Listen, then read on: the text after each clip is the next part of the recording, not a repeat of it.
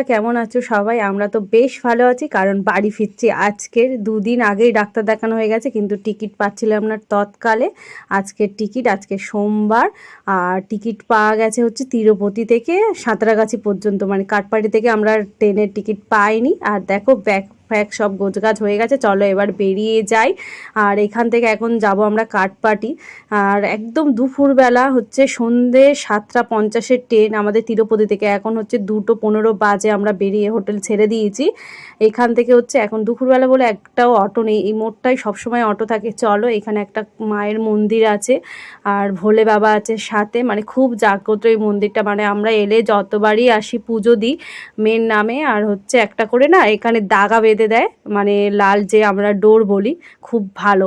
চলো মায়ের নাম করে এগিয়ে যাই আর বাড়ির দিকে। এবারে হচ্ছে ডাক্তার দেখানো কমপ্লিট, আর মেয়ের তো রিপোর্ট ভালো আছে।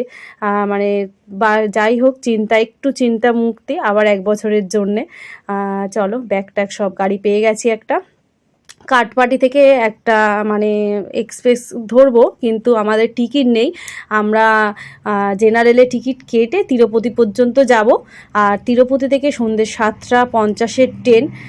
কিন্তু আমাদের এইখান থেকে একটু আগে বেরিয়ে যেতে হচ্ছে, কারণ হচ্ছে যা দূরের রাস্তা, কখন কি ট্রেন লেট করে ঠিক নেই। আর এই দেখো পুরো সিএমসি সামনে থেকেই অটোটা বেরিয়ে যাচ্ছে। সিএমসি হসপিটাল দেখছোই তোমরা। হসপিটাল থেকে 20 মিনিট মতো লাগে মানে কাটপাটি স্টেশন। আর যদি জ্যাম হয় সেজন্যে তাতেই চলে এসেছি। দেখো আমরা পৌঁছে গেছি, আজকে তেমন জ্যাম ছিল না রাস্তায়।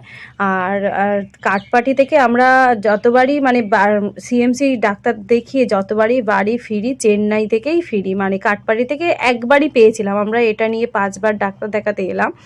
একবার কাটপাড়ি থেকে ফিরেছিলাম, মানে ট্রেন পেয়েছিলাম। আর না হলে হচ্ছে যতবারই ফিরি হচ্ছে এই কাটপাড়ি থেকে চেন্নাই যাই, চেন্নাই থেকে হচ্ছে থেকে মানে হাওড়াতে ফিরি। এবারে হচ্ছে চেন্নাই থেকেও ট্রেন পাইনি, তিরুপতি থেকে ট্রেন মানে রিজার্ভেশন টিকিট হয়েছে। চলো আমাদের ট্রেন ঢুকে গেছে 4 নম্বর প্ল্যাটফর্মে। আর চলো, জেনারেলের তো যা অবস্থা দেখছি, প্রচণ্ড ভিড়। উঠি, তারপরে তোমাদের সাথে কথা বলছি বন্ধুরা। আর অনেকগুলো ব্যাগ হয়ে গেছে, মেয়ে রয়েছে, ও তাড়াহুড়ো করতে পারে না। আর দেখো শেষমেশ আমরা জেনারেলে উঠতে পারিনি, এসি কম্পার্টমেন্টে উঠে গেছি, কিন্তু আমাদের টিটি হচ্ছে বাথরুমের পাশে বসিয়ে দিয়েছে একদম, মানে বের করে দেয়নি। আমার হাজব্যান্ড আর এখানে একটা বোনের হাজব্যান্ড, দুজনকে জেনারেলে পাঠিয়ে দিয়েছে। আর আমরা যেহেতু বলেছি বাচ্চাগুলো অসুস্থ আছে, তার জন্য আমাদের এইখানে দাঁড় করিয়ে রেখেছে। মানে এইরকমভাবে বাড়ি ফিরতে হবে, মানে সত্যি কোনো দিন স্বপ্নেও ভাবিনি। কি বলবো, দেখো মানে এইরকম কাণ্ড আমাদের।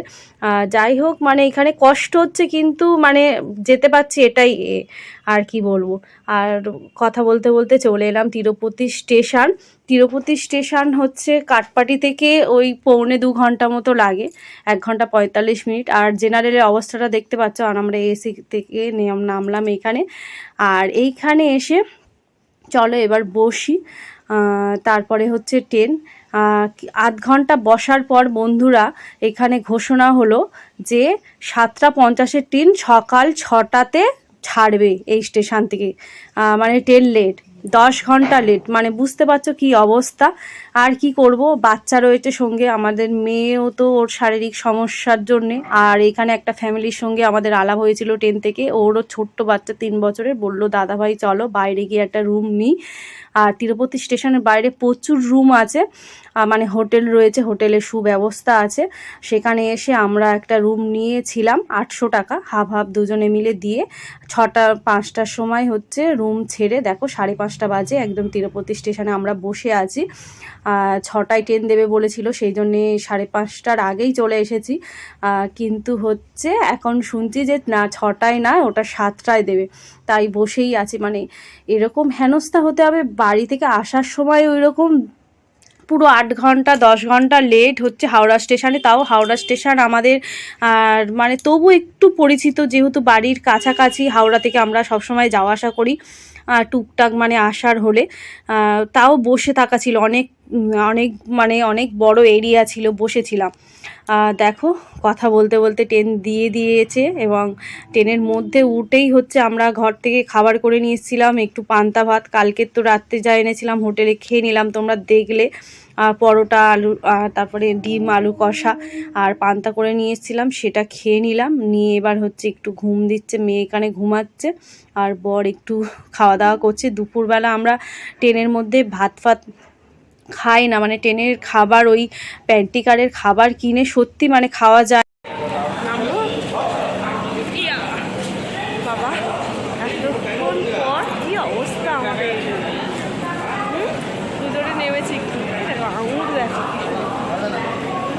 এখানে সাদা সাদা আঙুর, আপেল, কলা।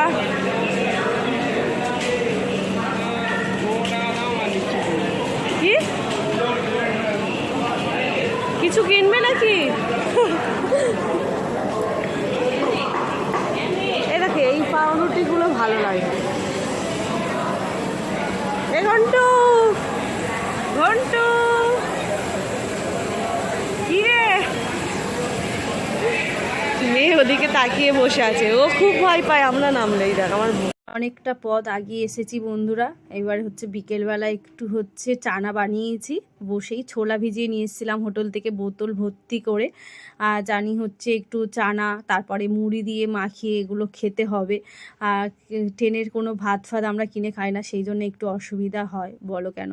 আর মেয়ে তো এইসব খায় না, ও একটু কলা পাউরুটি ঘুম থেকে উঠে খেয়েছে আর এখন বসে আছে।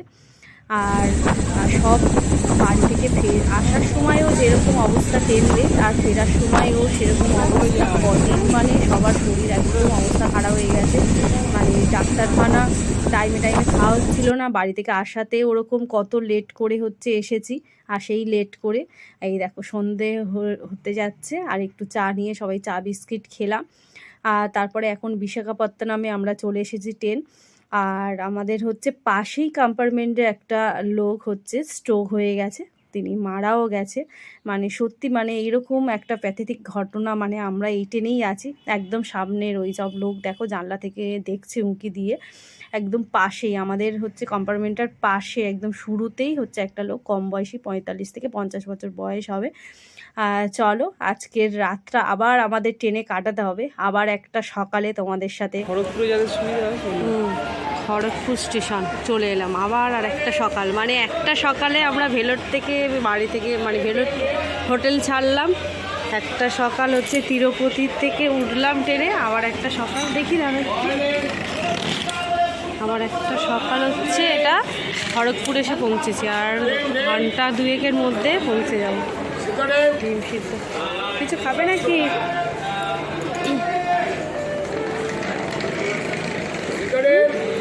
ডিম সিদ্ধ গ্যাস হয়ে যাবে। এই দেখো তিরুপতি টু সাঁতরাগাছি এই এক্সপ্রেসে করে আমরা এলাম, নেমে গেছি। আমরা এবার লোকাল ধরে যাব, মানে এই ট্রেনটা যা লেট করছে পুরো মানে আমাদের অবস্থা খারাপ বন্ধুরা, কি অবস্থা বুঝতে পারছি না, অবস্থা খারাপ। আমরা এবার লোকাল ট্রেনে করে সাঁতরাগাছি কি হাওড়া যাবো বলে নেমে গেছি। পুরো ট্রেনটা তো ফাঁকা হয়ে গেছে, সব লোক নেমে গেছে। হ্যাঁ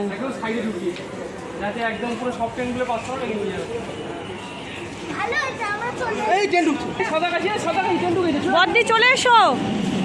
লোকাল ট্রেনে করে বাড়ি ফিরতে হলো বন্ধুরা, আর তোমাদের সাথে আর ভিডিওটা কন্টিনিউ করিনি। আমাদের একদম অবস্থা খারাপ হয়ে গেছিলো, সবার 12-14 ঘন্টা লেট এই ভাবেই হচ্ছে বাড়ি ফিরেছি। আর বাড়ি ফিরে হচ্ছে শাশুড়ি মা রান্না করে রেখেছিল, একটু খাওয়া দাওয়া করে সবাই রেস্ট করছে এখন। আজকের মতো এই পর্যন্ত, সবাই ভালো থেকো সুস্থ থেকো, আবার পরের ব্লগ নিয়ে তোমাদের সাথে দেখা